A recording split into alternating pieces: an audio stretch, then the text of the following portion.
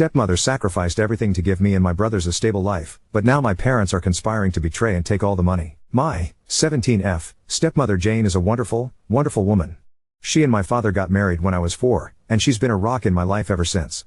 My mother was always my primary caregiver, but up until that point her relationship with my father was acrimonious and I basically never saw him. Jane was the reason they developed a stable co-parenting relationship. She encouraged everyone having a good relationship with each other and was always there to support me and my mom when things got rough. Jane was always a really hard worker. When she met my dad, he was living out of a hotel and my mother was doing everything in her power to keep me away from him because she was petty and angry that their relationship didn't work out. Meanwhile Jane had a great job, a nice house, helped my dad get back on his feet, negotiated a visitation schedule with my mom, who hated her for a long time, and made sure my dad sent us money every week because neither one of them could afford an attorney to negotiate child support payments. Jane had no reason to do any of these things, but as I got older she made it clear that she loved me as much as she loved my half-brothers who were born a few years later. I even have my own room in her house because at the time we lived with my grandparents, various boyfriends of my mom and Jane felt that I needed a more stable environment than that. She's like the opposite of the evil stepmom. When I was 15, Jane won a big lawsuit against an airline company and got awarded upwards of $1 million. She used the money to build sizable trust funds for me and my brothers so that we would be taken care of later in life. Despite having a lot more money she still wanted to live a fairly modest life, so she paid off the house she has and has been living there ever since with my dad. Sure, she bought a new car and they went on a few nice vacations, but she didn't blow all her money on stupid things, which I respected. About a year ago, things started getting really weird.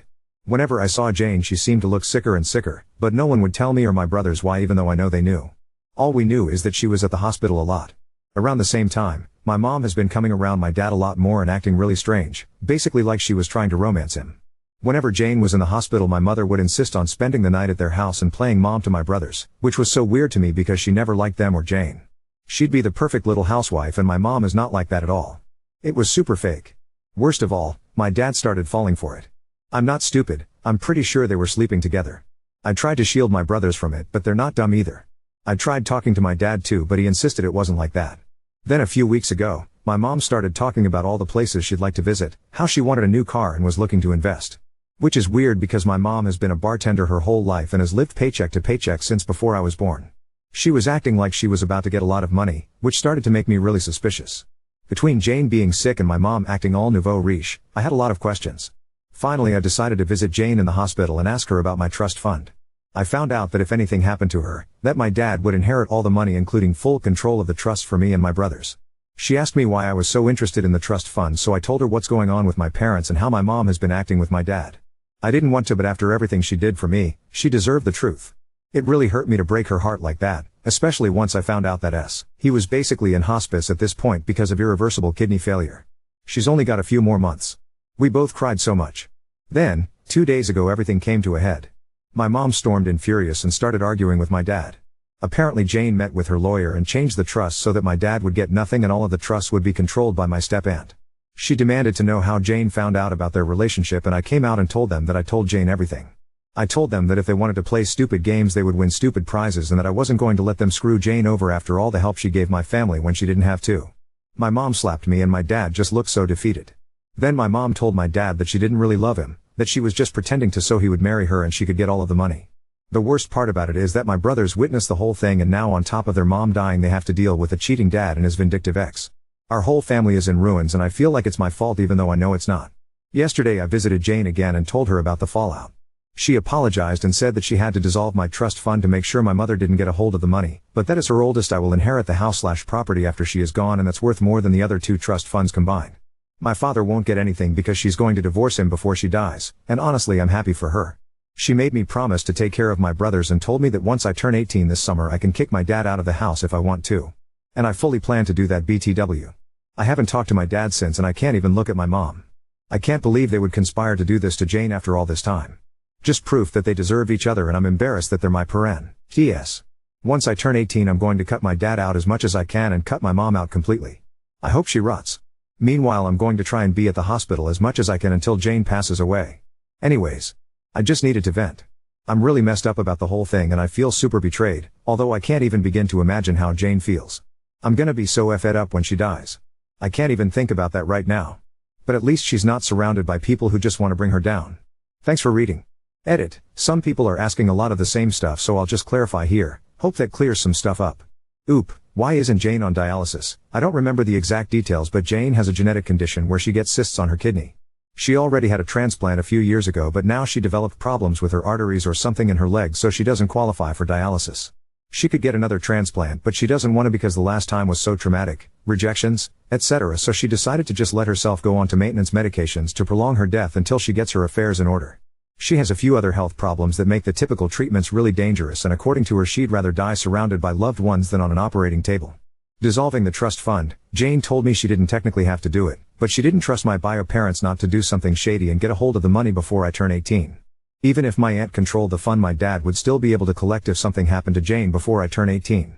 Her lawyer suggested it's better safe than sorry, and I agreed that it was the best option.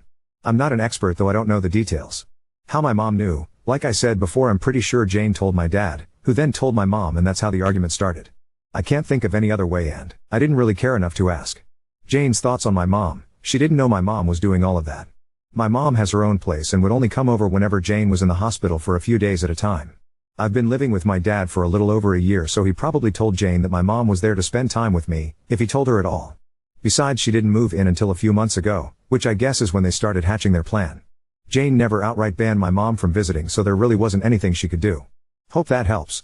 Edit: for the last part, the remainder of the money belonging to the estate that hasn't been put into trust for my brothers is going to be used to maintain the house, utilities, taxes, etc., until my brothers are 18, and then I can either choose to sell the house or keep it and maintain it myself if I'm able to. I plan to go to school in that time and get a better job with the goal of keeping the house, but if I can't, then I have the option to sell it. Not that I will, but that's how it was explained to me. Honestly, it's because she's more of a real mom than my actual mom. My bio mom is kind of ambiguous about my existence, but Jane was always extra involved, sending me to sports teams and paying for dance classes and just showing interest in my hobbies as I got older. Plus, as the only girl, I think we bonded on a level she can't with my brothers, so she always made sure to let me know I was on equal terms with them. When I was younger, we would watch movies and have girl time where it was just us one-to-one, and those are some of my best memories with her. Jane is also really mature and someone I want to be like when I get older, whereas it feels like my mom is a teenager in an adult's body. She was constantly picking fights with my dad about dumb things, and Jane was always there to smooth things over and keep my best interest at heart over her own feelings.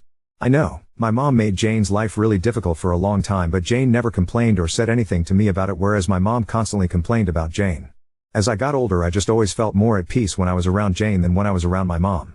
If you want your stepkids to love you, just be there for them and treat them like your own. Ignore whatever drama you have with your husband's ex and just love your kids. Update 1: Jane is still alive and doing surprisingly well considering the circumstances. She's always been a fighter, and although her disease has been progressing, she's keeping a positive attitude with everything that is going on. She says she's grateful that she was able to see everyone's true colors before she passed so she could go into the next life knowing the truth. We have become so unbelievably close in the past few months, and it's getting harder and harder to know that she's getting close to the end. She doesn't ever talk about it though, and I know it's because she doesn't want to hurt me, but we both know the situation, so we're just making the best of our time. I'm also not being completely transparent about all of the drama at home, but TBH, I don't think she needs to hear all of that. We did end up having that surprise celebration of life that I planned. A lot more people showed up than I thought, but they all got an Airbnb near the hospital where Jane is, and we were able to take her out and spend some time at the lake near the facility. It was super low-key, which I know Jane preferred, and I was even able to get her old college friend to come after I found him on LinkedIn lol. We had food and there was music and we played games, and it was overall a really great time, except Jane started crying at the end, but she promised me it was just because she was grateful. My brothers are also doing okay. My aunt, Jane's sister, is currently paying for them to go to therapy, and they've become a lot more open about talking about the situation. They just turned 13, but a lot of the time it feels like I'm talking to actual adults lol. They've become really independent lately, in a good way, and aside from me driving them places, I don't really have to do much for them anymore. Their grades aren't super great, but they're not failing, and considering the circumstances it could be a lot worse. They still hang out with friends, and I'm keeping an eye out for like depression symptoms and stuff. The situation with my mom is as funny as it is embarrassing TBH. She spent a few weeks ignoring us, and then she tried to crawl back into my life, basically begging me to let her move in because her lease is about to expire and she has nowhere to go. That convo went about as well as you'd think, and she ended up calling me an ungrateful bee and that I couldn't just ignore her because she's my mom. I told her to get out of the house before I called the cops and to go back to my dad, who at that point was only coming home every few days to check on us and grab some clothes. After that, she tried coming by a few times, and when I wouldn't open the door she would lose her mind and start yelling through the neighborhood. After 3 instances of this, I finally called the cops, but because I'm 17 they told me there's a possibility that I would have to go home with her since technically I'm a minor and need to be with the custodial parent. I told them no way because I was the only one watching my brother's ATM.